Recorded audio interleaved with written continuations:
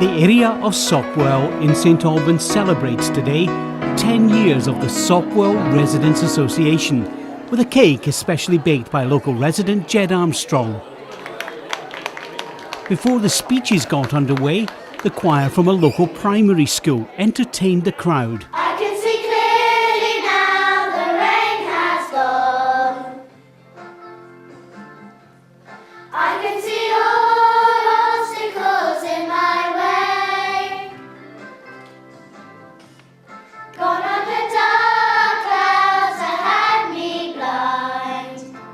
It's gonna be a bright, bright, bright, sunshiny day. It's gonna be a bright, bright, bright, sunshiny day. It's gonna be a bright, bright, bright, sunshiny day. It's gonna be a bright, bright, bright, sunshiny day.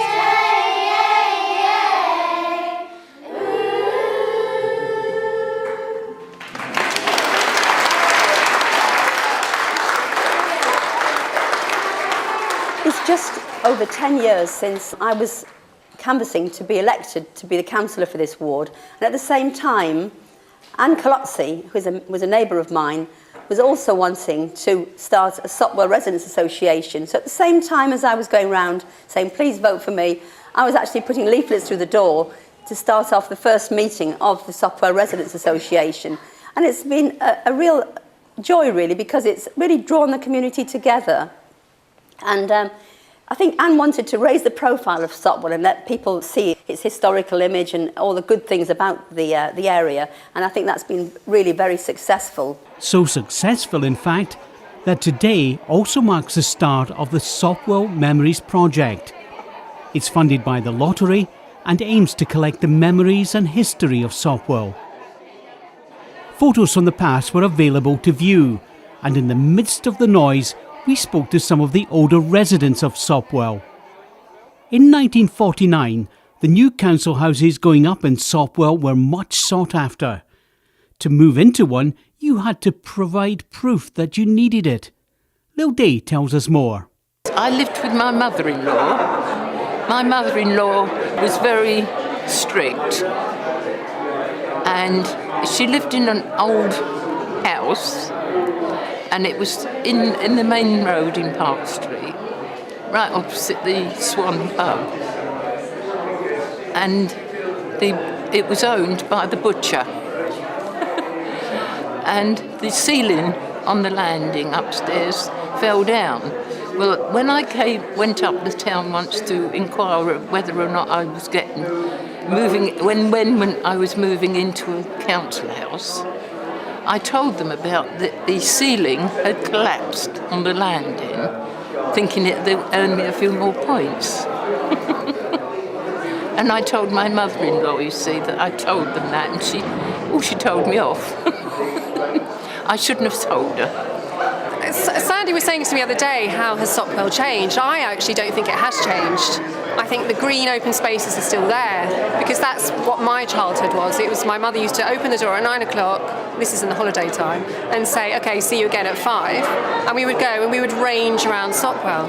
And a few of the things we used to do, we used to play in the river, in the River Ver, and now it's really, really shallow. But then it was really quite deep, and we'd have these big polystyrene packages, like casings things, and we would make boats and sail down the river with makeshift oars. That was really fun. And we would swing on rope swings. We'd tie rope swings to the trees above the river and swing on rope swings. We would also, and it's awful, it sounds awful, but I'm sure other people would remember it too, is we used to ride our bikes over the golf course and used to use the bunkers as like jumps, and the groundsman would spot us and come chasing us in his golf buggy, which was hilarious. I can't tell you how funny that was. And we would obviously be quicker than them because we were on our bikes. John Buckingham remembers the gasworks where his father was employed.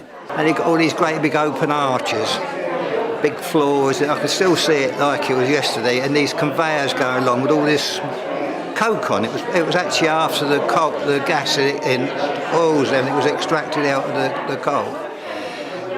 Anyway, I was come out there and I used to think, well, if there's a hell, that's as near to hell as you can get. And my dad used to work double shifts there during the war, and he'd never moan. You never heard him moan. The loft used to be full of coal dust. They used to bring it on the coal train, then the grabs used to unload it and tip it onto a heap, and the clouds of dust used to come over to you. Then they'd have, oh, no, I mustn't say that, I've got to tell you something about the coke. They used to water the coke down to keep the dust down, but also, it might make a few people laugh, it also increased the weight of the coke before it was weighed. The building that Café Rouge is in now used to be Riders, a seed company. A young Cathy Sinfield worked there. She enjoyed the job and the perks. I felt really caught up into it, and as I say, we did foreign dispatch, so we had to do a lot of customs declarations, even to Ireland. There was that kind of thing. That was the main seed session, was from Christmas to Easter, and always had a stand at Chelsea. And the experts, of course, went through to show off our display, but they did need somebody to take the names and addresses of the people who wanted catalogues or things sent to them. And so they just dispatched me to Chelsea Flower Show, which was quite an honour, because that was, as I say, must have been in 1950 by then. Sainsbury's opened a large store in Sopwell in 1990. A slightly worrying time for local butcher Vic Foster. When we knew it was opening, people were saying, oh, we will stay with you, Vic, we won't go to Sainsbury's. And of course we then lost about a good 20% of the trade disappeared immediately, but then it all filtered back slowly.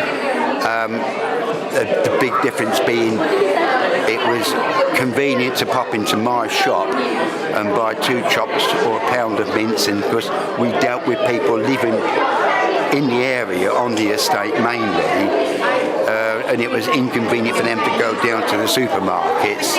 We knew the people, I knew the people, they knew me, and today here I've just known it. Oh, hello Vic.